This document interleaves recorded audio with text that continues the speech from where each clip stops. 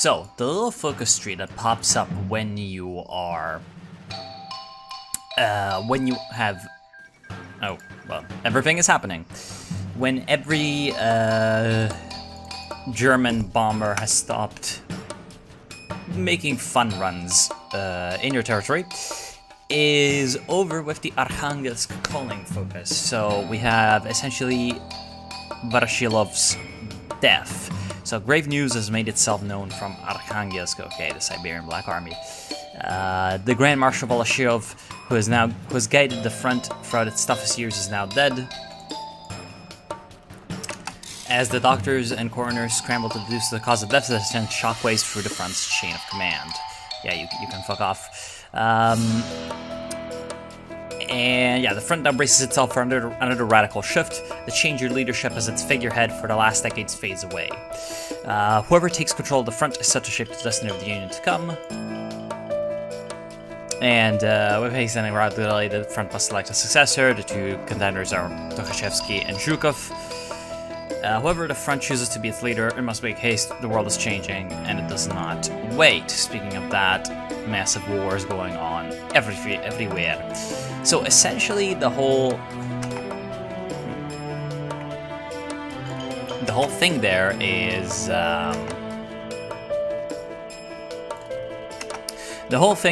that your decision on who to support then becomes official, because that's just how it works. And there we go.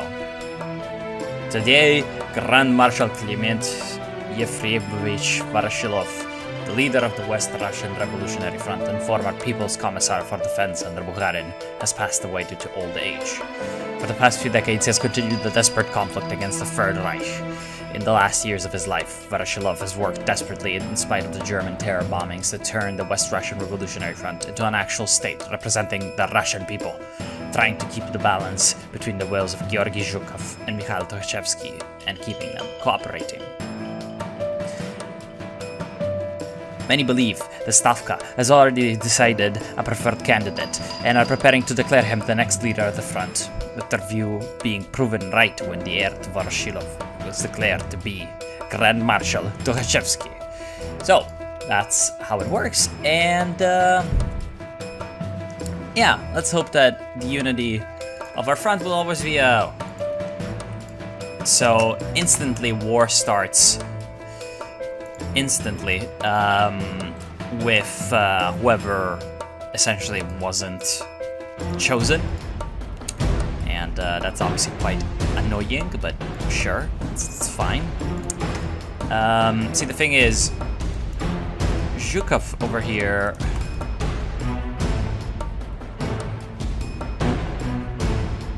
low.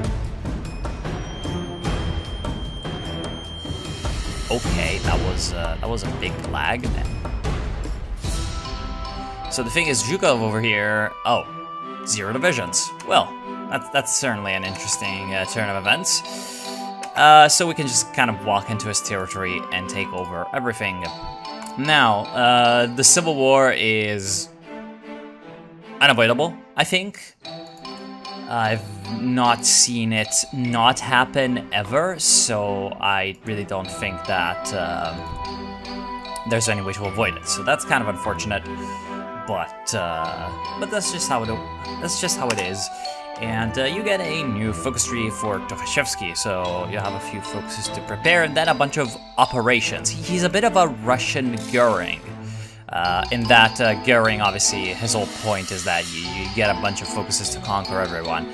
Well, Tukhachevsky has very, very little in terms of, like, patience for diplomacy, and so he's going to use that Red Army to unite Russia under the great leadership of the Soviet Union. And there goes the Ukhta military district, so that means that the West Russian Revolutionary Front is united, and soon it is going to be ready to, well, deal with its opponents. And as you can see, there's a lot of operations that we have, and these operations are all going to be against different foes. So, yeah. And we get some nice free equipment to make that happen, so that's always quite nice. The army has been progressing to meet Tukhachevsky's vision at last. Acts of indiscipline and insubordination are at their all-time low, and the number of weapons in our stockpiles is booming. It is ready to do its highest duty, the liberation of Russia against revisionism and reaction. Tukhachevsky will be at its head, providing inspiration and leadership to any who fight for socialism. But first, a show of force. The front has been inactive for too long, and its enemies have taken it lightly. No more. The crews will practice their tech maneuvers. The soldiers will drill their marches, and the pilots will exercise their tricks. For the grandest military parade West Russia has ever seen is to start. Let the illegitimate pretenders quake in their boots as the only true son of the old Union rises again to take its place among the nations.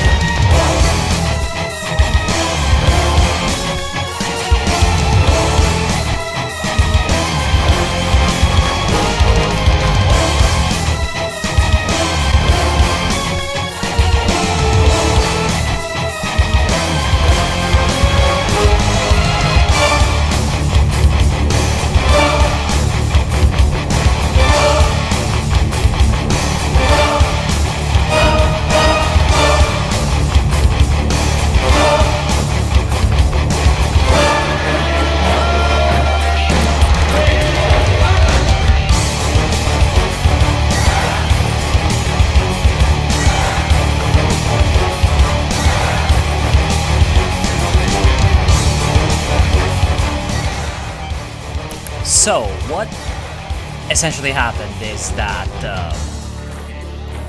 I started going down in national focuses, and obviously Vologda down here, well, not obviously, Komi went for a liberal democratic republican path under Alexei Kosygin, real-life Soviet foreign minister. And what happened is that they have a focus where they can guarantee Vologda. So we are now fighting both Vologda and Komi at the same time, which is interesting because this is going to be fun. It's actually going to be very, very challenging. Well, maybe not very, very challenging, but definitely challenging.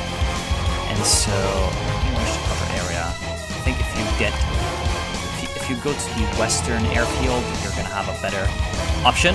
But yeah, now we have occupied Vologda, and we are trying to encircle their army.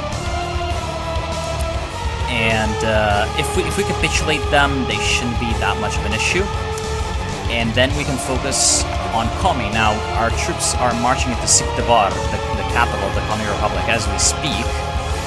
And I was planning on leaving Komi for sort of a last, for two reasons. One, because it allowed us to flank them from two sides, one from Gaini, the other from the territory of Vologda. The other because Komi actually has a few like sort of personal, personal unfinished business type things for Tukhachevsky. He really, really despises some of the people that are in Komi, especially Suslov, although he hasn't won, but yeah, essentially Komi was one of the chief, in his view, betrayers of the West Russian Revolutionary Front in its first instance when it was about to defeat Nazi Germany. And so he has never forgiven the traitorous Republic for that, and we're gonna try to bring punishment to these traitors to the motherland, of course, because that's what traitors deserve.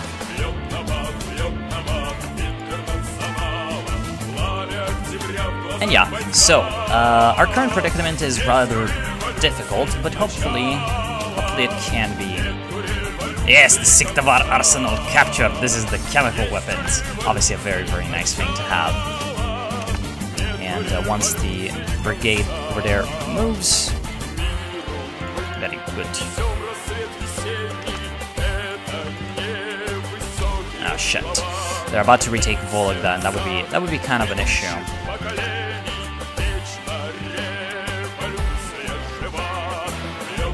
So actually, instead, I'm gonna make an encirclement.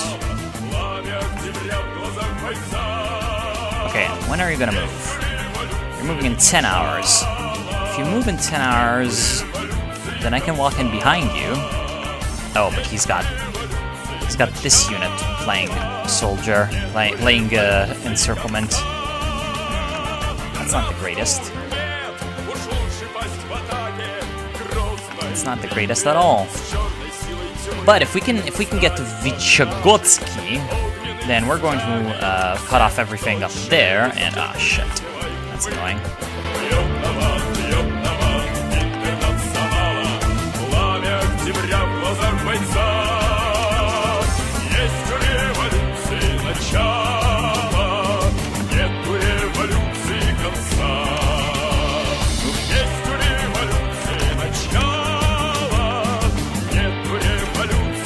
There we are. And now what I do is I pop force attack again. I destroy this light infantry. And now my motorized is in place. And my other infantry unit is coming in. Which should be a very, very based and epic and red-pilled. Whoa, okay, Pandora's box is dead. So Komi is now dead. The 6th of our arsenal is captured again, because it was lost at one point. Wait. Oh, crap. Shit. Now I don't have it. I'll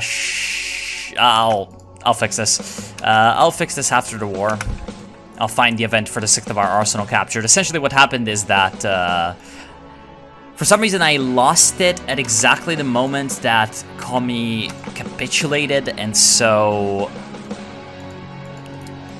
instead of simply giving it to me, it gave me the event to tell me that I had lost it, but I clicked the event that told me it was recaptured before. I took the one that told me that I had lost it, and so I lost the national spirit. So I gained the national spirit when I still had it from before, and then I lost the national spirit, and so now I don't have it. Hearts of Iron 4 in a nutshell. It's fine though, it's fine. I can find the event ID, no problem, and give it to me again. So, now we get a nice amount of events to deal with the Republic over here, of course. And the epic part is the 10-minute trials. Essentially, Suslov and a few other traitors are going to be taken to a room, and you know they're going to be told, "Hey, you guys are not cool. You guys got to go forever." And so, obviously, there's a reference to how in real life, Tukhachevsky was a victim of the Moscow show trials.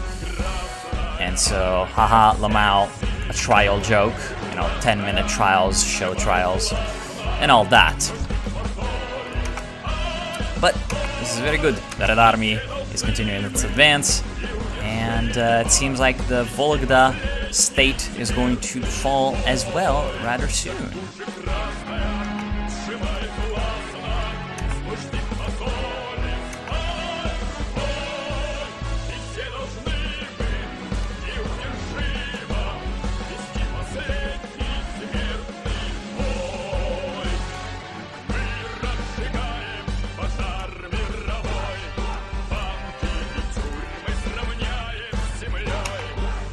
And there they go. So now the whole deal is going to be to integrate our newly conquered territory with the focuses essentially, and with the decision to integrate the little places. And shit, this will slightly decrease scoring time. I should have taken that before taking the decisions, but whatever. And afterwards, we're gonna get to fight the Tsarists to our south, who are busy with the AB right about now, so, of course. And there you have it, quick justice. So, you can pause and read the event if you want. If not, well, that's pretty much the end of this part.